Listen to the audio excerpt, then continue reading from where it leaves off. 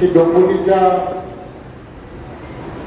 मुशीतून तयार झालेला एक कार्यकर्ता, एक वेगळ्या विचारसरणीतून काम करणारा एक कार्यकर्ता, मला तो दिवस आठवतो की कुडाळची नगरपंचायतीची निवडणूक आणि माझ्या मदतीला आलेला हा कार्यकर्ता, आणि त्याने मला सहजपणे विचारलं की एवढा वेळ कसा काय देता येतो. तर मी त्याला म्हटलं की हा वेळ जर ग्रामीण भागामध्ये जर देऊ शकलो तर खऱ्या अर्थाने या ग्रामीण भागामध्ये जी आवश्यकता आहे ती पूर्ण करता येईल. त्याने मला पुन्हा विचारलं की मी ग्रामीण भागामध्ये काम करावं असं तुम्हाला काय वाटतंय. तर मी त्याला पुन्हा सांगितलं की पोट भरलेले कार्यकर्ते, पोट भरलेला कार्यकर्ता आणि पोट भरलेला लोकप्रतिनिधी ही देशाची गरज आहे.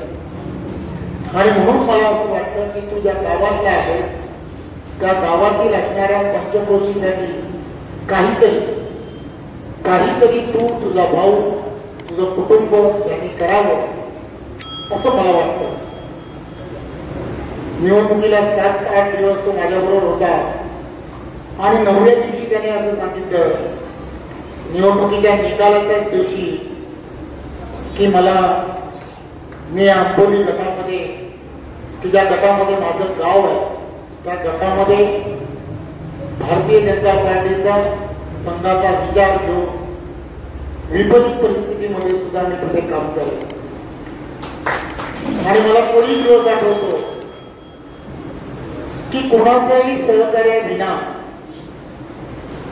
हा कार्यकर्ता संघर्ष करत करत तिथल्या असणाऱ्या छोट्यापासून मोठ्या निवडणुकांपर्यंत फक्त विचार आणि विचार घेऊन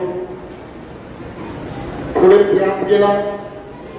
आज त्या भागामध्ये विचार जगवण्याचं काम संदीप करतोय, याचा खऱ्या अर्थाने मला फार अभिमान आहे. त्या भागामध्ये काय करता येऊ शकतं. एक गोष्ट लक्षात घेतली पाहिजे की प्रत्येक जण आयुष्यामध्ये व्यवसाय करून, नोकरी करून हा पैसे कमवत असतो. परंतु तो करत असताना एक भावना की माझ्या आयुष्यासाठी, माझ्यासाठी काय आहे आणि मला समाजाचं काहीतरी देणं लागतं, म्हणून समाजाचं उत्तरदायी म्हणून मला काय करता येऊ शकतं, या भावनेतून काम करणारे, हाताच्या बोटावरती बोलणारे काही लोक असतात. मी नेहमीच माझ्या बरोबरच्या असणाऱ्या सर्व सहकार्यांना त्या दृष्टिकोनातून सांगण्याचा थोडा प्रयत्न करतो, परंतु त्याचं अनुकरण करणारे हे फार कमी लोक असतात. त्यापैकी संदीप आहे, म्हणून मला त्याचा फार अभिमान आहे.